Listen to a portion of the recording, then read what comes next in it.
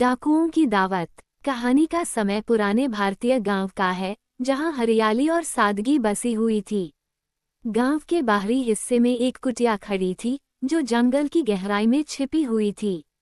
ये कुटिया एक बुजुर्ग औरत की थी, जिसे गांव वाले ममता देवी के नाम से जानते थे। ममता देवी का जीवन साधारण था, लेकिन उसकी एक विशेषता थी उसकी दया और करुणा। एक दिन गांव में खौफ फैलाने वाले डाकू एक योजना के तहत ममता देवी की कुटिया की ओर बढ़े। इन डाकुओं का सरगना भैरव था, जिसे उसके क्रूर और निर्दयी स्वभाव के लिए जाना जाता था। भैरव और उसकी टोली गांव के सभी गांव वालों से शिकार कर चुके थे, और अब उनकी नज़र ममता देवी की कुटिया पर थी। डाकू ममता देवी की कुटिया के पास पहुंचे और भैरव ने अपने साथियों से कहा, हम इसे लूटेंगे। ये बूढ़ी औरत अकेली है और हमारे लिए ढेर सारा धन हो सकता है। डाकू कुटिया में घुसे और ममता देवी को घेर लिया। ममता देवी ने डर के बजाय शांति से कहा, आओ, मेरे घर में तुम सबका स्वागत है। लेकिन पहले मुझे तुम्हें एक प्रस्ताव देना है। भैरव हैरान हुआ, क्या प्रस्ताव? मैं तुम्हें एक दावत देना चाहती हूँ। तुम्हें पता नहीं, लेकिन मैं जानती हूँ कि तुम्हारे दिल में भी भूख है। तुम सब बहुत थके हुए लगते हो। अगर तुम मुझे पहले से बताओ, तो मैं तुम्हारी दावत तैयार कर सकती हूँ। डाकू भैरव ने सोचा, ये बुजुर्ग औरत बहुत समझदार है। शायद इसके पास कुछ खास है जो हमें अब तक नहीं मिला। ममता देवी ने सबको मेज पर बैठाया और कुटिया के अंदर से कई प्रकार की खुशबूदार और स्वादिष्ट व्यंजन निकालने लगी। वो अपने हाथों से बने हुए पकवान पेश करती गई, जैसे कि राजमा चावल, आलू गाजर की सब्जी और गर्मा गर्म रोटियां। भैरव और उसकी टोली चकित रह गए।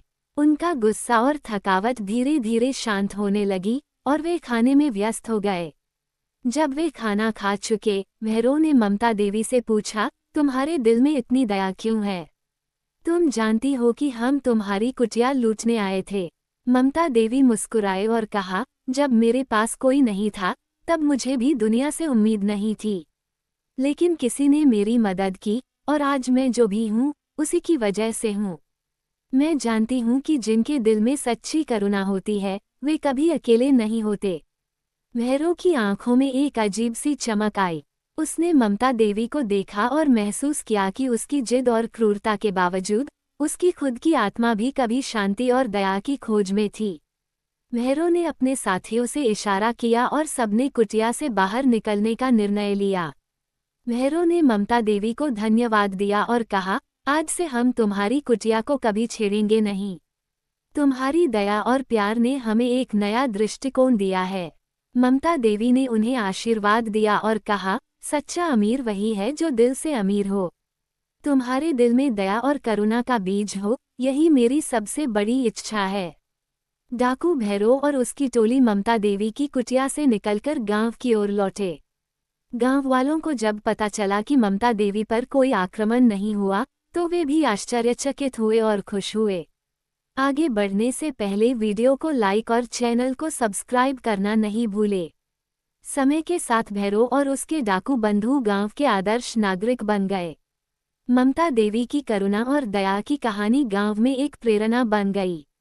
सबने सीखा कि सच्ची शक्ति केवल बाहरी बल में नहीं, बल्कि दिल की गहराइयों में छिपी होती है।